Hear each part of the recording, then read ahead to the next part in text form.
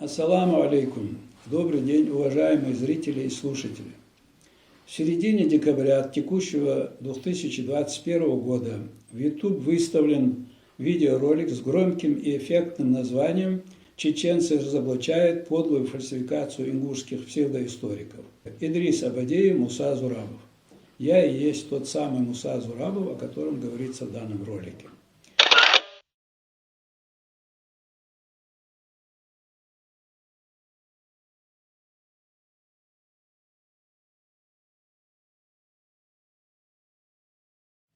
И далее звучит вступительное слово автору ролика. Данный видеоролик не преследует цели задеть или оскорбить чьи-либо чувства. Ролик был создан исключительно в образовательных и познавательных целях. Тут же выставляется на экран искаженные фотографии Зурабова Мусы и Абадиева Идриса, на которых сделана надпись «Фальсификаторы 21 века». Это уж слишком высокая должность для нас, скромных жителей Ингушетии. Я не удивился ни тону, ни кривлянию авторов видеоролика, а удивился тому, что эти авторы считают значительно группее себя всех жителей Чеченской Республики, кому адресован этот ролик. Полагаю, что, посмотрев и наш видеоролик, жители многих республик, краев и областей России увидят, кто является фальсификатором истории чеченского и ингушского народов. Если в настоящем ролике не говорить о содержании ролика неизвестных авторов, то слушателю не будет понятно, какую позицию излагали обвинители ингушских авторов и почему обвиняемый Зурабов приводит именно эти доказательства неправоты обвинителей в фальсификации истории. Поэтому мы будем знакомить вас с содержанием видеоролика, выставленного нашими оппонентами, и показывать доказательства лживости обвинений, выдвигаемых ими в наш адрес. Начинается ролик с заявления о том, что ингушские горе-историки неоднократно говорили о том, что при образовании Горской республики Чеченский округ вошел в нее без земель Сунжинского района. Потом говорится, также Зурабов Муса несколько раз повторяет, что отдельного Сунжинского округа не было при создании Горской республики, но в упор не замечает, что земли Сунжинского района, по документам, которого сам представляет, не входили в Ингушский округ. Напротив, часть Сунжинского отдела входила в Ингушский округ. В качестве доказательства сказанного авторами ролика зрителям демонстрируется постановление Президиума ВЦИК от 20 января 1921 года об образовании Горской республики. Авторы подчеркивают красным информацию о чеченском и назрановском ингушском округах. В частности, в постановлении написано: Чеченский округ, в скобках бывший Беленский, очевидно ошибка, должно быть Веденский, и Грозненские округа, правотеречная часть Кизлярского отдела и восточная часть бывшего Сунжинского отдела. Скобка закрывается. А Ингушетия представлена одним назрановским округом без причисления каких-либо земель Сунжинского отдела или округа. Такая манипуляция сделана в целях внушить зрителям, что Чечня в Горскую республику вошла землями Сунжинского района, а Назрановский, Ингушский округ, вошел без земель Сунжинского района. Вторая цель – обмануть зрителей и внушив им, что указанная в постановлении ЦИК восточная часть бывшего Сунжинского отдела и является ничем иным, как Сунжинский округ. Зря авторы ролика рассчитывали на нас, как на простаков, которых можно обмануть такой низкой манипуляцией фактами и документами. Показав первую страницу указанного выше постановления Президиума ВЦИК от 20 января 1921 года об образовании Горской республики, авторы ролика считают, что они достигли своей цели и не стали знакомить зрителей с содержанием этого постановления ВЦИК. В связи с тем, что в указанном постановлении ВЦИК сосредоточен очень большой объем важной информации, мы покажем вам наиболее важные существенные моменты. Вот он, этот документ в моих руках. Это постановление Всероссийского Центрального исполнительного комитета об автономной Горской Социалистической Советской Республике. Всероссийский Центральный исполнительный комитет постановляет образовать автономную Горскую Социалистическую Советскую Республику как часть Российской Социалистической Федеративной Советской Республики, в состав коей включить территорию, занимаемую ныне чеченцами, осетинами, ингушами, кабардинцами, балкарцами и карачаевцами и живущими между ними казаками и иногородними, а именно: а. Чеченский округ, бывший Беленский, как я говорил, очевидно, это ошибка, должно быть бывший Веденский и Грезненские округа, правотеречная часть Кизлярского отдела и восточная часть бывшего Сунжинского отдела. Б. Назрановский округ, в скобках Ингушетия. В. Владикавказский округ, Осетия и западная часть бывшего Сунжинского отдела.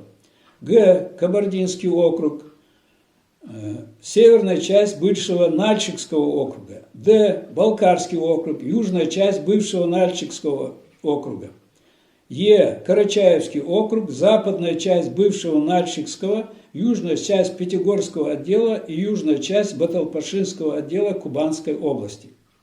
Как видите, среди перечисленных субъектов, которые образовали Горскую республику, нет Сунжинского округа. Знакомимся с пунктом 8 данного постановления в ЦИК. Здесь сказано: автономная Горская Социалистическая Советская Республика делится на 6 административных округов, каждый со своим окружным исполкомом. И они перечисляются. Первый – чеченский, второй – ингушский, третий – осетинский, четвертый – кабардинский, пятый – балкарский и шестой – карачаевский. Как видите, и здесь нет Сунжинского округа. После того, как было принято это постановление в ЦИК, на том же заседании было принято очень важное решение. Я его читаю вам. Станицам Горской Социалистической Советской Республики с преобладающим русским населением предоставить право иметь свой исполком, подчиняющийся непосредственно ЦИКу и Совнаркому Терской Советской Социалистической Республики. Что означает этот пункт? Это говорит о том, что на тот момент, когда создавалась Горская республика, Сунжинского округа не было. Если у остальных национальных округов были, свои исполкомы, то в данном случае общего исполкома Сунжинского округа нет, и станицам с преобладающим русским населением приходится выходить непосредственно на ЦИК и Совнарком Горской республики. То есть это подтверждается, Сунжинского округа не было. Хотя нам пытаются внушить, что этот округ был, и земли, чеченские земли были туда включены.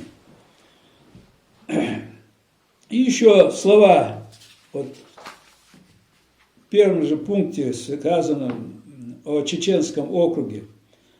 Включается чеченский округ, в скобках, бывший Веденский, Грозненские округа, правотеречная часть Кизлярского отдела и восточная часть бывшего Сунжинского отдела. Даже этот факт, что часть бывшего Сунжинского отдела свидетельствует о том, что на момент образования Горской республики Сунжинского отдела как такового не было. Но, очевидно, вам будет интересно узнать, а что вообще представлял из себя Сунжинский отдел тогда, когда он существовал. Сунжинский отдел – административно-территориальная единица Терской области Российской империи, существовавшая в 1888-1920 годах на территории компактного проживания ингушей и сунжинских казаков. Разумеется, ничего здесь о Чечне не сказано. Дальше сказано: отличительной чертой Сунжинского отдела было преимущественно военное управление. Исполнительная власть осуществлялась приставами напрямую из Владикавказа. Также в ингушских селах власть осуществлялась посредством ингушской милиции. В казачьих станицах – Терское казачьим войском. Как видите, и здесь не сказано ничего о чеченцах. В 1905 году временно, а с 1909 года официально Сунжский отдел перестал существовать. Теперь посмотрим на национальный состав жителей Сунжского отдела. Первым пунктом стоят ингуши. Их численность 46 214 человек. Доля 40,1% от всего населения отдела Сунжского. На втором месте стоят великороссы, то ли русские, то есть русские. 42 013 человек или 36,4%. На третьем месте кабардинцы, 16 113 человек или 14% населения. Четвертое место малороссы, то есть украинцы, 3891 человек, 3,4%. Далее кумыки, 2349 человек, 2%. Чеченцы, 1906 человек, 1,7%. Вот такова была ситуация с национальным составом населения Сунжского отдела, в общем, Северо-Терской области. Каков вывод из того, что я вам показал и зачитал? Что никакого Сунжского округа и Сунжского отдела на момент образования Горской республики не было. Далее в видеоролике сказано: мы вам покажем оригинальный документ, чтобы вы поставили на паузу и могли ознакомиться с ним поподробнее. Показывает постановление в ЦИК от 14 апреля 2021 года, где подчеркнуты слова «казачьи станицы не выселять». Далее слышим слова «им создали округ, выделив земли из Чеченского округа», но при этом не показывает документ об образовании Сунжского округа и выделении земель из Чеченского округа. Очевидно, таких документов нет. Если бы они были, конечно, они с удовольствием выставили. И далее говорят: документы, подтверждающие наши слова, вы видите на своих экранах. К их сожалению, никакие документы, подтверждающие сказанное ими, не представлены, и мы их не видим. Далее слышим из ролика. Также ингушские историки утверждают, что территория Чечни не изменилась после создания Сунжского округа в Горской республике и заявляют, что чеченцы вышли с теми же землями из Горской республики, с которыми вошли в Горскую республику. Проводят слова Абадиева и Зурабова о том, что вышли с теми же границами, что и вошли. В качестве доказательства сказанного ими авторы ролика показывают протокол заседаний комиссии ЦК РКПБ от 22 октября 1922 года о выделении Чечни. Посмотрите, какой документ они демонстрируют в качестве доказательства того, что Сунжский округ был, когда Чечня выделялась из Горской республики. Нам показывают протокол заседания комиссии Центрального комитета партии большевиков, а не документ, принятый правомочным органом государственной власти. Слова о Сунжском округе в этом документе могли появиться в связи с тем, что с 3 апреля 1922 года партию большевиков возглавлял тиран Сталин, который готовил отторжение от Ингушетии земель Сунжского округа, последующей передачи их в состав Чечни и упразднение автономии ингушского народа, как это и было сделано в 1929 и 1934 годах. Показав протокол заседаний комиссии партии большевиков, авторы ролика утверждают: из этого протокола нам стало понятно, что Чечня вышла не в тех границах, что когда-то входила. Разумеется, это настоящий бред авторов ролика, и сейчас зрители убедятся в этом. Далее показывают искаженную фотографию Зурабова и говорят: а тут мы видим, как Зурабов показывает искаженный вариант документа. Показанный фрагмент и эти слова авторов ролика являются шулерской манипуляцией фактами и документами. Они пытаются утверждать, что показанный ранее протокол заседания партийной комиссии и официальный государственный документ, принятый Президиумом в ЦИК от 30 ноября 1922 года, имеют одинаковое содержание, но Зурабов якобы исказил декрет в ЦИК. И этот факт свидетельствует о шулерстве авторов ролика. Они умышленно показывают только часть декрета в ЦИК, от 30 ноября 1922 года. Вот он, этот документ. Называется он «Декрет ЦИК от 30 ноября 1922 года об образовании автономной области Чечни». Президиум Всероссийского Центрального исполнительного комитета постановляет выделить Чечню из состава Горской республики в автономную область с резиденцией в городе Грозном. Утвердить Революционный комитет автономной области Чечни в числе 13 человек под председательством товарища Эльдарханова. Границы Чеченской автономной области определить административной комиссией Всероссийского Центрального исполнительного комитета. Далее подпись председателя ВЦИК Калинина и секретаря ВЦИК Инукидзе.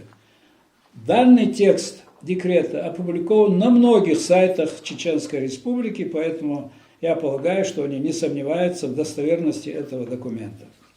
Тем, кто слушает меня, я порекомендую найти в интернете декрет ЦИК от 30 ноября 1922 года об образовании автономной области Чечни и попытаться выяснить, какое искажение содержания данного декрета мною было сделано, как это утверждают авторы ролика. По их мнению, сталинский партийный протокол, показанный ими, и декрет ЦИК обязательно должны были быть одинакового содержания. Но Зурабов исказил этот документ, имеется в виду постановление в ЦИК о выделении Чеченской области. Смешно, да и только. Далее авторы ролика говорят: из всего нами разобранного мы узнали, что элита ингушей не расположена к тому, чтобы донести до своего населения достоверную информацию, а лишь говорят желанием путем подлой фальсификации исказить реальные факты. Они утверждали, что при образовании Горской республики Чеченский округ вошел в него без земель Сунжского района. Также они заявляли, что после создания Горской республики чеченцы вышли с той же территории, что и вошли. Все это мы успешно опровергли, говорят авторы этого ролика. К их сожалению, это все не соответствует действительности. Мне бы хотелось обратиться к авторам обвинительного ролика с пожеланием дать такую же морально-нравственную и профессиональную характеристику, какую они дали мне и Абадиеву, дать чеченским ученым, подтверждающим сказанное нами. Приведу лишь один факт. 30 ноября 2012 года в своем интервью газете «Вести Республики», учрежденной Министерством по делам национальности Чеченской Республики, директор Института гуманитарных исследований, кандидат исторических наук, профессор Супьян Магомадов заявил: 4 ноября 1923 года на заседании Президиума ВЦИК был рассмотрен вопрос о внешних границах Чеченской автономной области и выделении города Грозного в самостоятельную единицу. В дополнение к постановлению Президиума ВЦИК от 30 ноября 1922 года об образовании автономной Чеченской области было принято решение границами автономной Чеченской области считать границы Чеченского округа автономной Горской социалистической Советской Республики с включением станиц Петропавловской, Горячеводской, Илинской и хутора Сарахтинского Сунжского округа. Передачу территории закончить 1 февраля 1923 года в порядке, установленном НКВД. Таким образом, профессор Супьян Магомадов еще в 2012 говорил то же самое, что говорили мы в последние годы. Авторы ролика могут сказать, что мы пользуемся текстом, произвольно набранным на компьютере, и Супьян Магомадов не мог давать такое интервью. На такое мнение авторов клеветнического ролика у меня есть ответ Президиума ВЦИК в виде его постановления от 4 января 1923 года следующего содержания. Постановление Президиума Всероссийского Центрального исполнительного комитета. В дополнение к постановлению от 30 ноября 1922 года о выделении автономной Чеченской области Президиум Всероссийского Центрального исполнительного комитета постановляет: первое. Границами автономной Чеченской области считать границы Чеченского округа автономной Горской социалистической Советской Республики со включением станиц Петропавловской, Горячеводской, Илинской и хутора Сарахтинского Сунжского округа. Передачу территории закончить 1 февраля 1923 года в порядке, установленном НКВД. У нас имеется следующая ксерокопия данного документа в ЦИК, заверенного подписями секретаря в ЦИК и печатью в ЦИК. В октябре 2019 года я передал его председателю парламента Чеченской Республики Магомеду Даудову. Вот она, ксерокопия, здесь стоит печать и стоит подпись. А это интервью Супьяна Магомедова, данного в газете «Вести Республики», где он говорит то же самое. Таким образом, в этих документах, которые мы сейчас прочитали, ознакомили вас, сказано, что Чеченский округ вошел в состав Горской Республики, и из Горской Республики вышла Чеченская автономная область с теми же самыми границами, с одними и теми же границами. Я думаю, здесь все настолько просто, что комментарии здесь совершенно излишни. Дальше.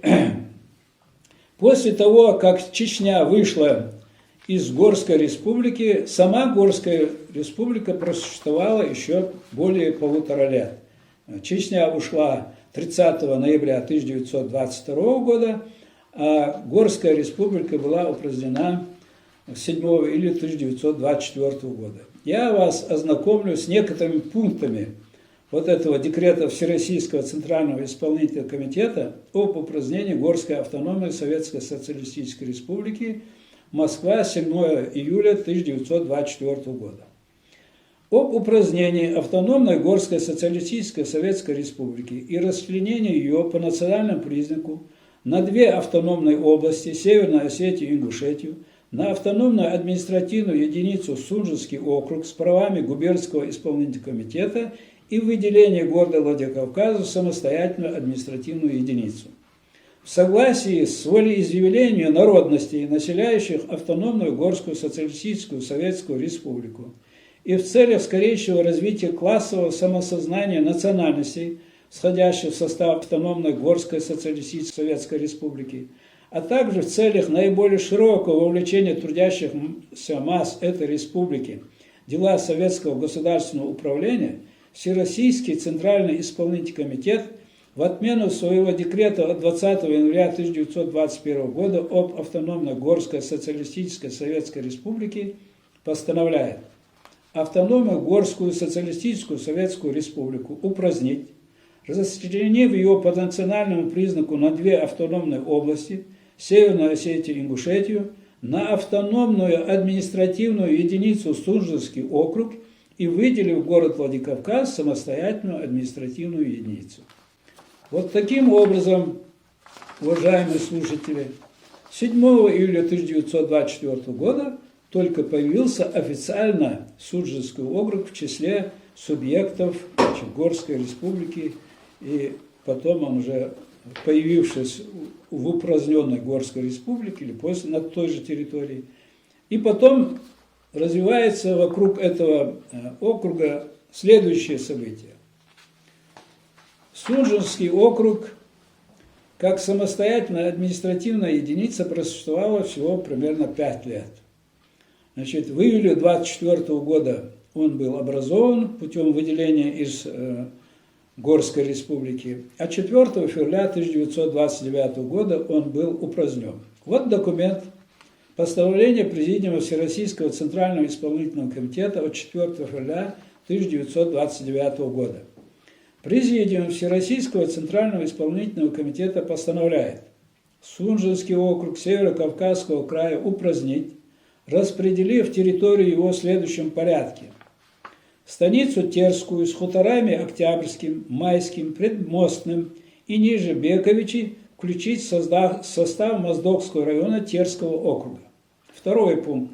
Остальную территорию в составе станиц Слепцовской, Троицкой, Карабулакской, Нестеровской, Вознесенской и Асинской с хуторами Давыденко, Акиюрт и Чемульга включить в состав Чеченской автономной области, образовав на этой территории округ на правах района с центром станицы Слепцовской с наименованием его Сунжинский. Ликвидацию округа произвести в порядке инструкции в ЦИК и Совета народных комиссаров РСФСР от 8 октября 1923 года. Как видите, уважаемые зрители и слушатели, мы ничего не фальсифицируем и не искажаем. Если в документах имеются какие-то ошибки, то это по вине тех, кто готовил их и выкладывал эти документы для обозрения широким слоям населения. Вот это мы сказали в ответ тем людям, которые выставили ролик с целью обмануть население и Чеченской Республики, и Ингушской Республики, и других регионов Российской Федерации. Мы считаем, что эти действия нанесли только ущерб.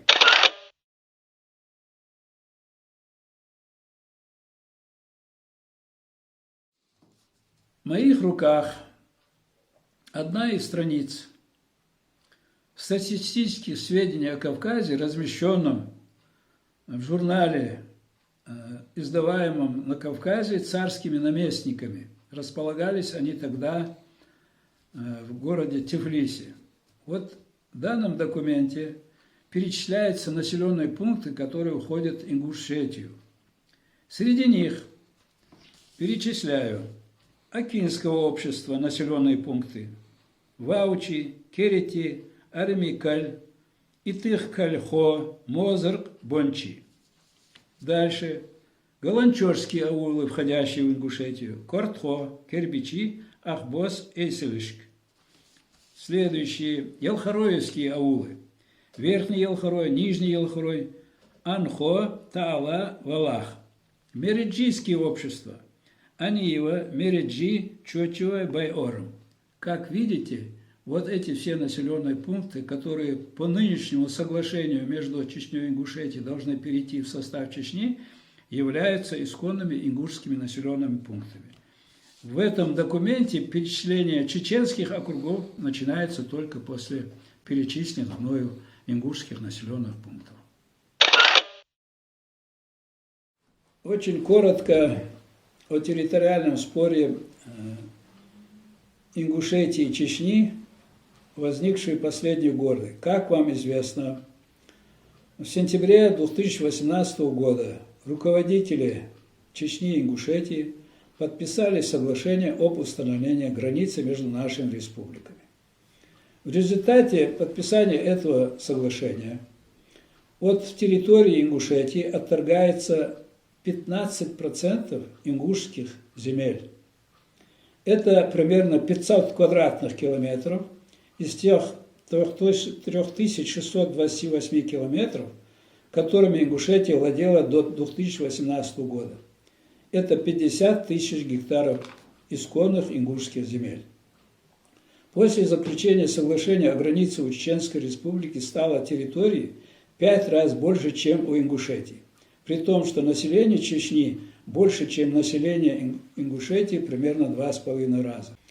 Мы показываем вам карту 1853 года, составленная топографами царской армии.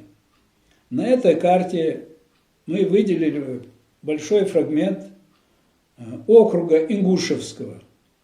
И здесь видно, что такой населенный пункт, как Елхорой, который находится сейчас в составе Чеченской Республики, располагался на территории Ингушетии.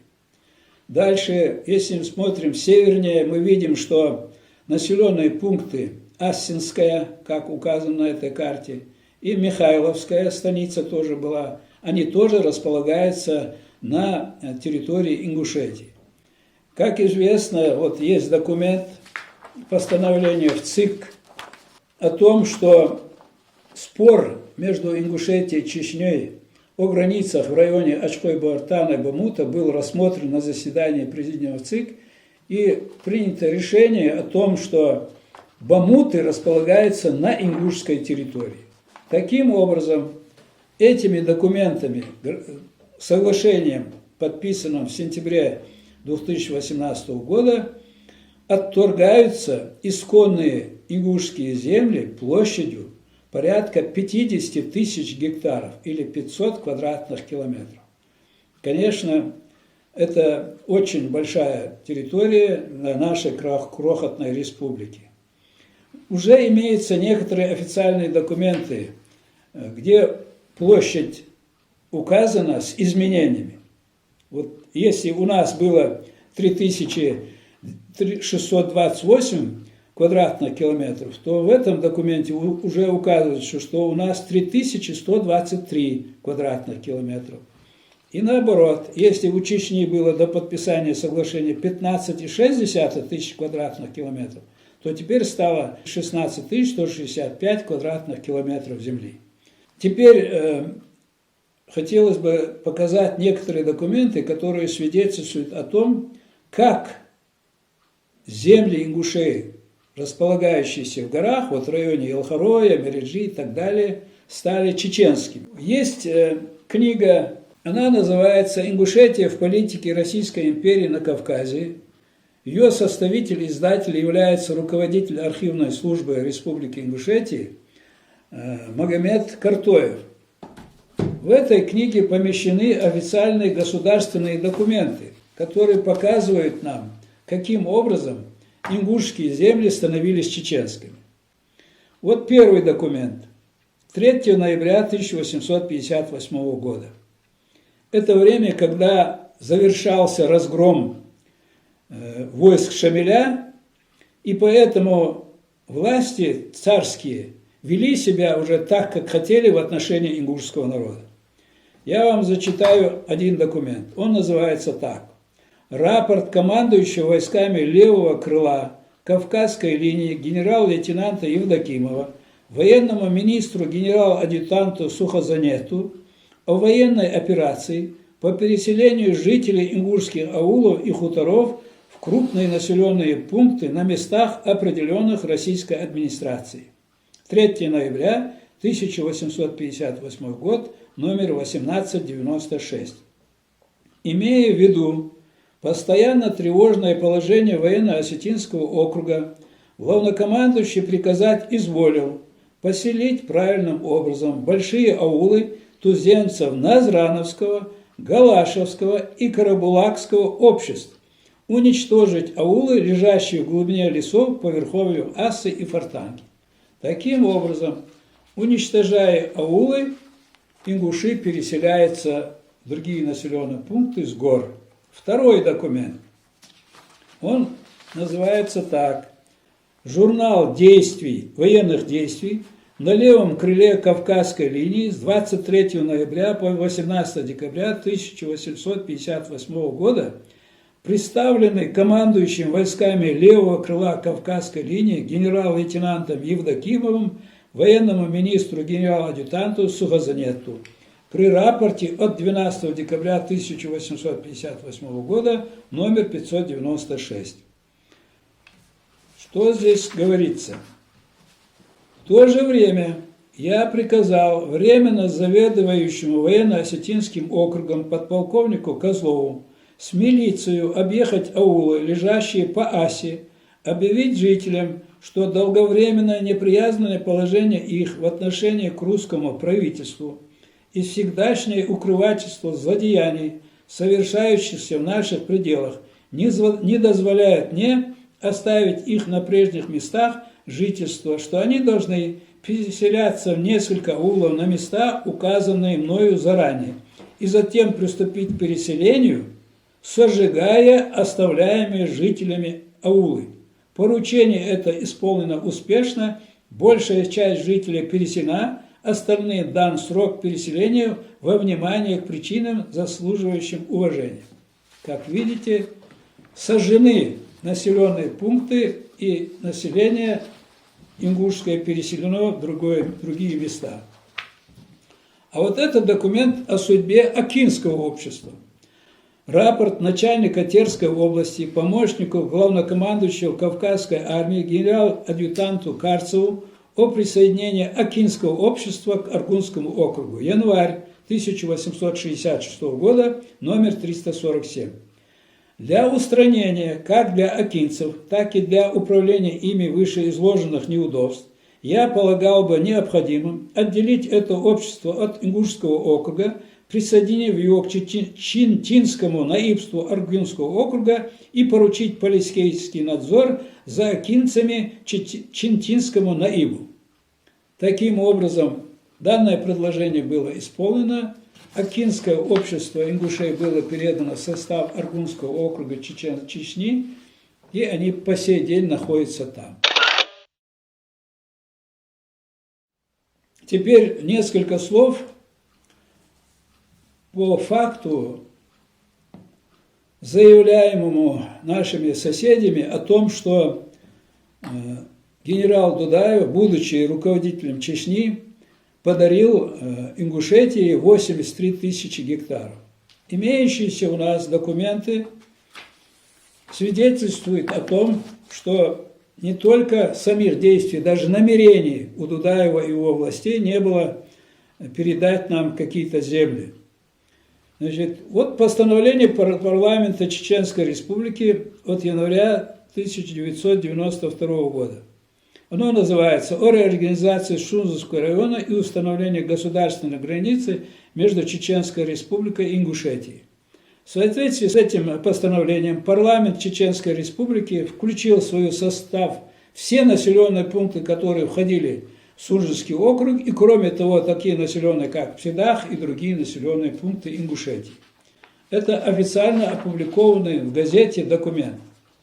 В 1994 году я работал заместителем председателя правительства Республики Ингушетия.